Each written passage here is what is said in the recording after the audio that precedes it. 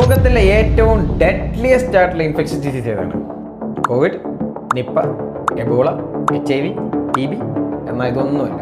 Symptoms appear ചെയ്ത് കഴിഞ്ഞാൽ 100% മരണനിരക്കുള്ള disease ഉണ്ട്.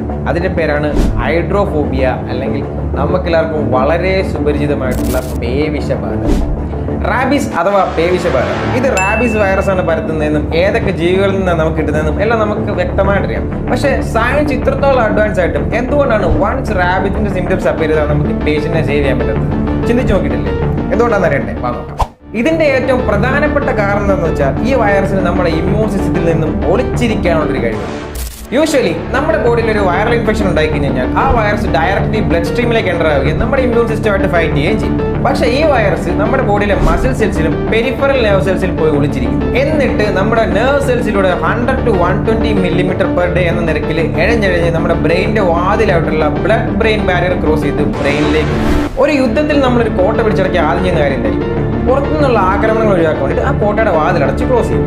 അതേപോലെ തന്നെ ഈ വൈറസ് വൺസ് നമ്മുടെ ബ്രെയിനിൽ എത്തിക്കഴിഞ്ഞ് കഴിഞ്ഞാൽ നമ്മുടെ ബ്രെയിനിന്റെ വാതിലായിട്ടുള്ള ബ്ലഡ് ബ്രെയിൻ ബാരിയർ ക്ലോസ് ആക്കും. അതുകൊണ്ട് തന്നെ പുറത്തുനിന്നുള്ള ഇമ്മ്യൂൺ സെൽസിനോ ആന്റിബോഡീസിനോ നമ്മുടെ ബ്രെയിനിൽ എൻ്റർ ചെയ്യാൻ പറ്റാതെ.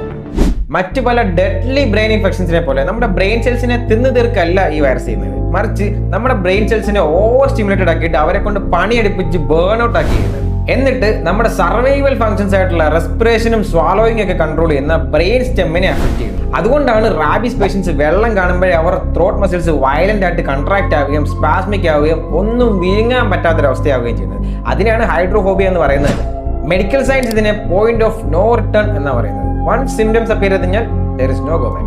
പക്ഷേ പോസ്റ്റ് എക്സ്പോഷർ പ്രൊഫൈലാക്സിസ് 100% എഫക്റ്റീവ് ആണ്. അതായത് പട്ടി, പൂച്ച, കുരങ്ങൻ, വവ്വാൽ മുതലായ ജീവികളുടെ ആക്രമണം ഉണ്ടായാൽ 24 hours ഒരു ഡോക്ടറെ കാണുകയും കൃത്യമായിട്ടുള്ള വാക്സിനേഷൻ സ്വീകരിക്കുകയും ചെയ്ത് കഴിഞ്ഞാൽ നിങ്ങൾക്ക് റാബീസിൽ നിന്ന് രക്ഷപ്പെടാൻ പറ്റും. സോ ജീവൻ വെച്ചിട്ടുള്ള കളിയാണ്. Don't take any risk. So stay healthy, stay curious. See you next video.